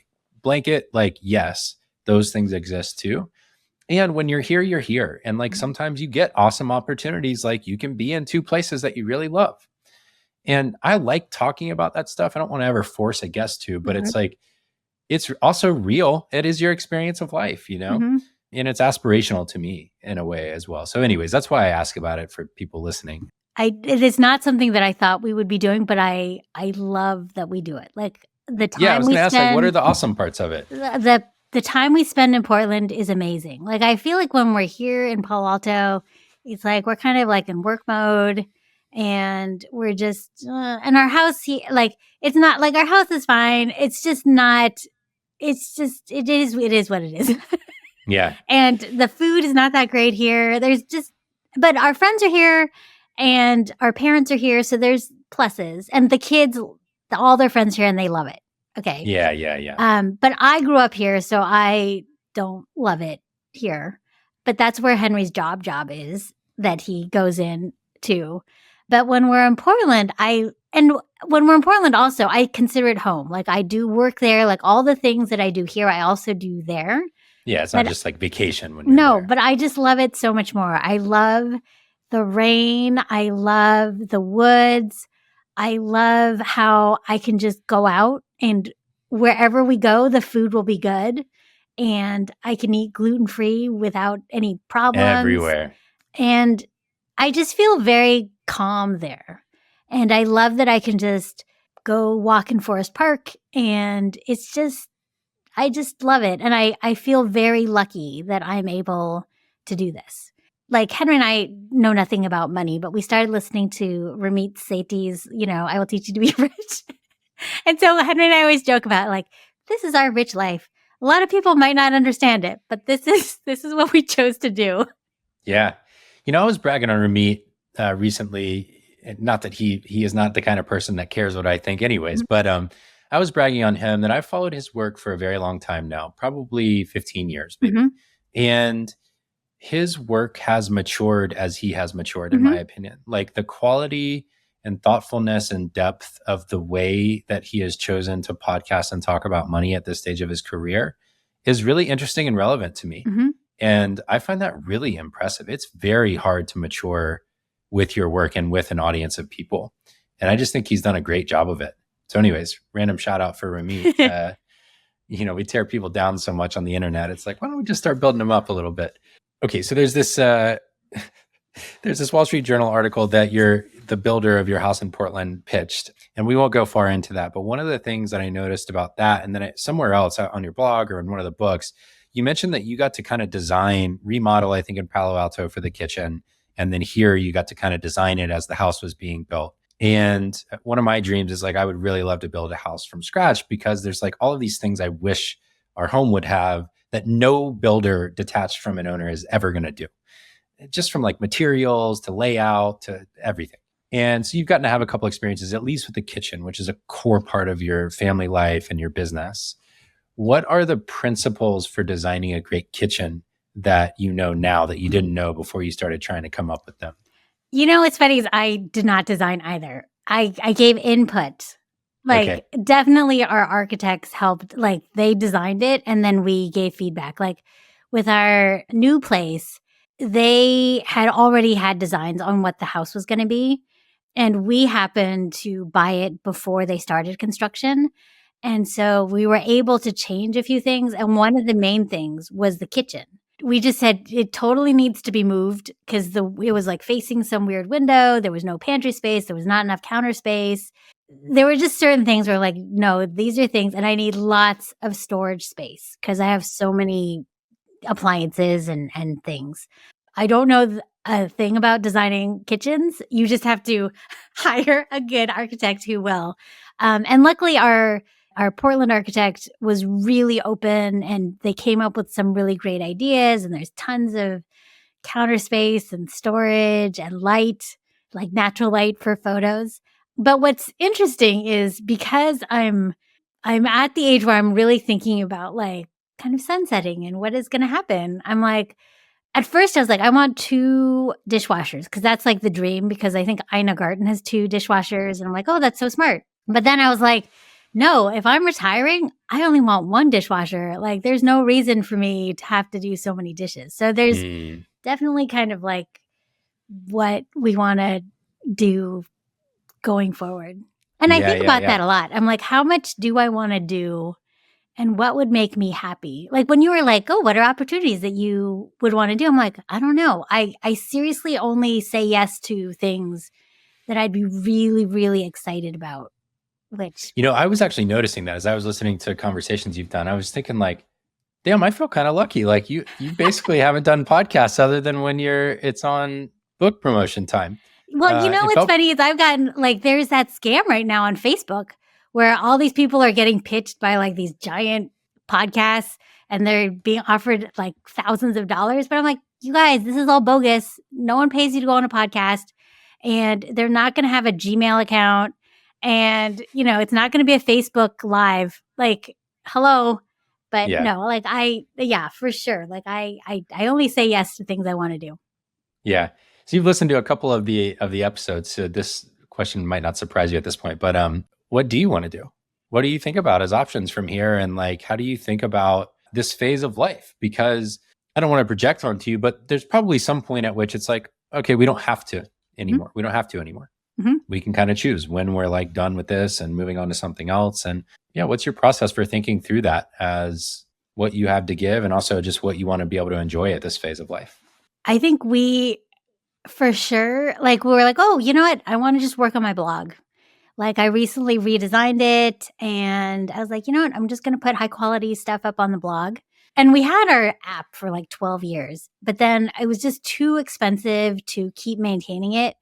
And people don't understand that unless you're in app development. No, I understand. Yes, it's insane, right? And the fact that Henry and I were like, oh, let's do an app. Like it just shows what idiots we were. And then we only charge people a one-time fee of like $5.99.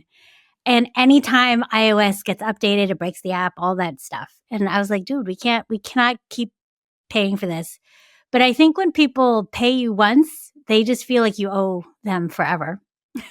So I was like, I don't like that. The app still works, but it will break in the future. But we've made it free. So anyone who downloads it now, like it's free. But there are people who are like, it's not working. And I paid this 10 years ago. And I'm like, wow, you don't feel like you got your money's worth? Like this costs a lot less than a matcha latte in a big city. And so I like maintaining the blog because I don't charge anybody for anything. And I can put up what I want. I don't know, opportunities kind of happen. And if they are great, then I say yes. But if things just kind of keep going the way they are, I'm happy with it too. Like I'm at the age where, like perimenopause and aging parents, like I'm part of the sandwich generation with like kids and aging parents. So and there is something. Like, I feel like you turn 40 and you're like, I feel great. I don't know what anyone's talking about aging. And then I think you hit like 44 or 45 and you're like, oh, now I know. Like you get up, waking up and you hurt yourself just getting out of bed. And so it's just kind of like, I'm going to just do the things that make me happy. What a great place to have earned your way into. It's taken 14 years to be able to make those choices and say, I'm just going to do the things I enjoy. And it's also because Henry still has his job. So, Yeah. There's definitely that. Right. The flip side of that is you have been at this for a long time. Most people will not do anything for 14 years of their life other than maybe be parents. Most people will do that. What keeps you interested at this point? I think I just love food. I really do. And I do like coming up with new recipes. Like, obviously, sometimes it can be a drag, but Yeah. the great thing is, like, if I don't feel like doing it, I don't have to do it. Even just going back and like fixing up, like sprucing up old recipes, like it's still kind of fun and exciting. And I'm surprised. I'm like, wow, this recipe does work. Like, I knew so what I was doing. yeah. And I think, I don't know, I think food, I just love food. And I think I like telling people about food. I remember I was so excited when I became Yelp Elite many, many moons Mm. ago, like way before. And I was like, oh my gosh, now I can tell people on Yelp. And then Henry always jokes, like, yeah, see, now you're like that, but like, more. I'm like, yeah, okay. It's true. It's true. I'm noticing we're running out of time. Do you have a couple of extra minutes? I have one more topic I wanted to get to before the Yeah. closing. It's okay if not. Okay. I have this working assumption that it's probably true you end up around really interesting dinner tables, either your own or with other people. And okay, where does that come from? It's like, interesting people in food, you love food, you have good friendships that matter to you. So my first question is that true? Do you enjoy dinner parties and like sitting down to dinner with people who you love and making that a good time together? I do love going out to eat with my favorite people, but it's not, I don't think that I go to as many interesting dinner parties as you would think. Like, I've met people at events, but in terms of like an intimate dinner party, it's normally like my close friends and family. And it's kind of the same crew. Yes. Yeah, I love that. We got a little bit of that going on too. I really have to go out of my way to end up at a dinner party that's like new people at this point. And okay, so here's my question for you. With your people, like, so let's say you've got a crew, what makes a great dinner experience? Well, the food has to be great, and it can't detract by being bad or having some sort of bad service. But I think what's really funny is the friends that we always go out to eat with, our kids always complain because they're like, God, you guys just won't stop talking. And I'm always like, yeah, like we just keep, like, if we can just keep chatting and we forget, but time passing, like that is my favorite. Like, I think laughing and just talking about, and what's funny is this group of friends, they're actually way more serious minded than I am. And so they'll have like really serious topics with Henry, and then we'll have something light that I can join in on. I have a feeling your self-deprecation is hilarious to me because, you kind of mentioned that like coming on the show, oh, your topics have been very serious and this will be interesting to see how it goes. And, I love that you bring this element of fun and lightheartedness to what you do. But I'll just reflect back to you. And I said it at the beginning as well. I mean, I take your work very seriously. Like, I think you've done an incredible service to a lot of people with everything that you built over the years, the amount of care and like taste that you put into it, the knowledge that you share with people. I mean, I think of you as a very serious person who manages to have a lot of fun while doing very serious work. Like, I'll just say that to you. And hopefully that can land in a way that feels good to you. Thanks. You're welcome. I got a couple of closing questions I always end with. My first one is, what is a question that you always wish someone would ask in these kinds of conversations that you never get asked? And would you like to answer it? You know, what's funny is I heard this question at the end of all these podcasts, and I was like, I don't know what question. I literally don't know what question I would want someone to ask me. I think I always want people to ask me something like ridiculous. Like, what's your favorite TV show that you like watching? Because I saw on your Twitter that you felt guilty. I do love TV. That you admit that you watch TV, whereas I watch so much TV, it's not even funny. And so I love watching TV, and I saw that you had mentioned how you were watching Shogun, and I thought that was amazing. And so, like, I wish people would ask me what I watch on TV, and I watch many things. Are there any other great recent ones that have been especially stand out for you? I actually feel like the recent things that I've watched, I have not loved. Like, and they've been really hyped. Like, what is that baby reindeer? I haven't seen that. Like, everyone's like, oh my gosh. And I actually thought, I was like, I don't know if I like it that much. One of my favorite shows in the like kind of distant, not too distant past, was I really loved Better Call Saul. Like, I thought it was better than Breaking Bad. And I thought it was just a great way to kind of wrap up what happened to that character. Mm.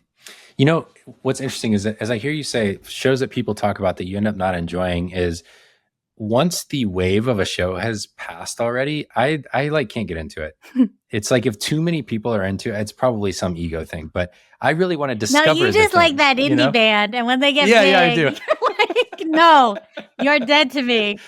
Like, I think I watched Game of Thrones season 1 when it was season 1. Yeah. And that's cool. You know, you like get to follow the whole arc of the thing. Yeah. And like everyone. You're like Henry. Henry's like, I love The Wire back before everyone thought it was cool. And I'm like, yeah. I know.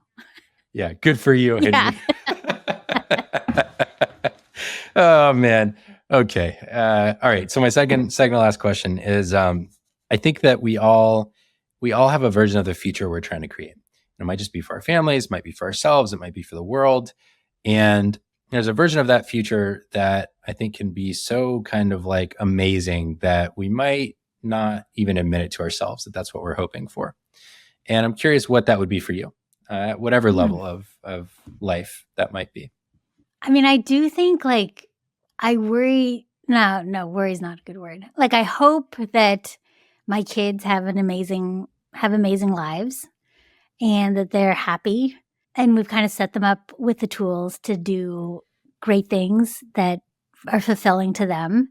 I hope that climate change is someone helps fix it, you know, and everyone can kind of continue doing what they want to do. And so those are kind of my two big things. Like I worry about my kids and I worry about the future of our planet. Yeah. Those resonate deeply with me. Yeah. But I'm hopeful, but I don't know if it's because I'm Gen X and Gen X is all like, I'm just hiding under. Like, I didn't do it. I'm like, of course, we did all of it. And we're like, oh, la, la, la. Like, single-use plastic everywhere. Yes, I know. Yeah. Oh, man, that's funny. Yeah, you talk a lot about that and a related topic and telling your story of kind of coming up during the golden era of processed food and like industrialization of the food system. And those things are not unrelated, you know? Yeah. Those things are not unrelated. I think a lot about that. Okay, my closing question is, we've talked a lot about who you've become and how the work has shaped you and how you've shaped the work, but I'm curious at this point in your life, who are you becoming through the work that you do and the life that you have? I think at this point in my life, I am way more introspective than I was ever before. Like I just started therapy at 49, which is... Wow. Yeah, no kidding. And people are like, oh, what took you so long? And I always like to do that quote in Beef, like Eastern minds don't respond to Western, like Western psychotherapy. Yeah. But I think it is really important for me to kind of work on my relationship with my parents and just kind of really do what I think is important. Yeah, I hear that theme through this conversation so the two aspects for me were having kids and especially my dad starting to get older and kind of a little more ill. Those two things were really great catalysts for me wanting to have an experience of kind of like reconciliation and an integration of past experiences. And like, for whatever reason, I'm always trying to learn from the people stages ahead of me. You know, I love hearing from people with kids who are your kids' age because I still have years and years that I can spend like using what with my kids. And same thing with people when they talk about, you know, at the end of their parents' lives, what they wish they had known or done or whatever. So I can really appreciate that. There's like some real honor and value and just the very, very personal journey of love and relationships. And yeah, there's a lot of healing to be had there. So anyways, that's awesome.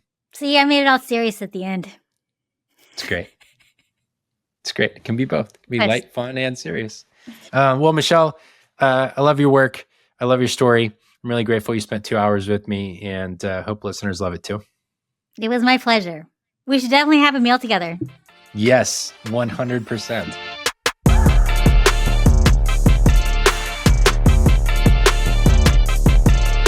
Thanks for listening to this episode of Good Work with my friend Michelle Tam.